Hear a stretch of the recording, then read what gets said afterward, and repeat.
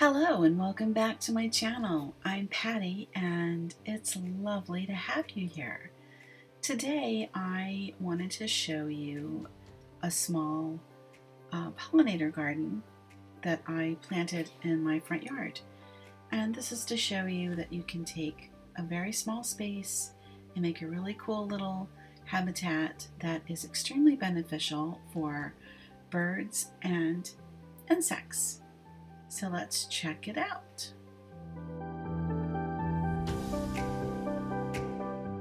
I had 2 trees removed that were dying and left this open patch of soil.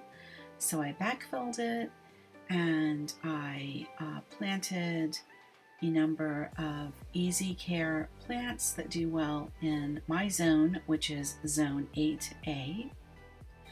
These plants like the more acidic soil, they like the temperatures I have here, and so I know that they'll do well in full sun and provide habitat for birds and insects.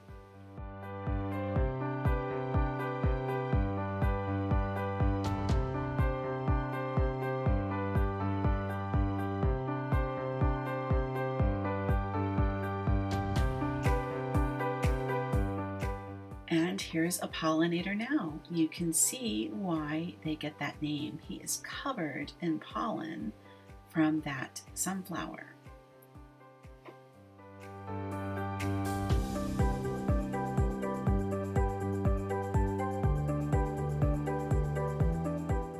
And here is the zebra swallowtail butterfly. This butterfly is enjoying the nectar that it's getting out of the lantana flowers. This is the first year that I've seen this butterfly coming to visit, and I am super excited about that. Butterflies are another pollinator, or what we consider a beneficial insect, and the butterflies have been just loving this garden. Isn't that a beautiful, beautiful specimen?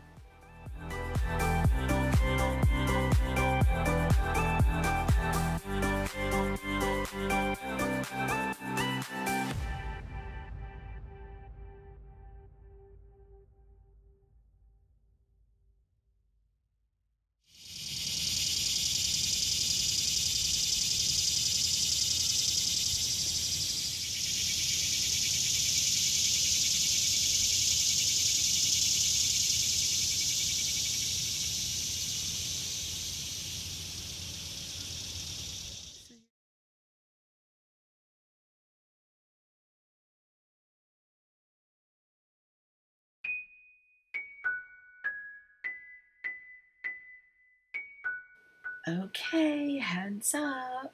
Whenever you're gardening, you are not only going to get the insects you want, you're going to get some that you don't want, like these aphids. And yeah, they were just totally taking over this milkweed.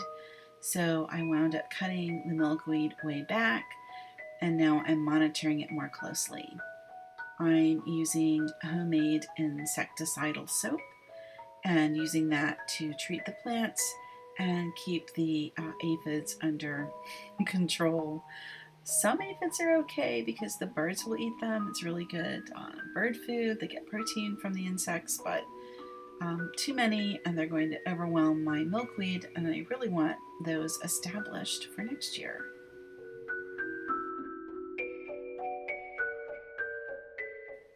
I like to follow organic gardening practices, and especially in a pollinator garden, you really need to.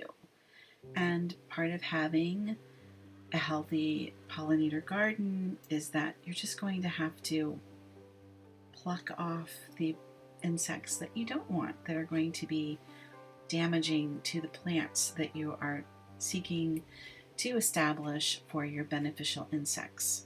So you can't be squeamish about picking the bugs off because that is just part of the job.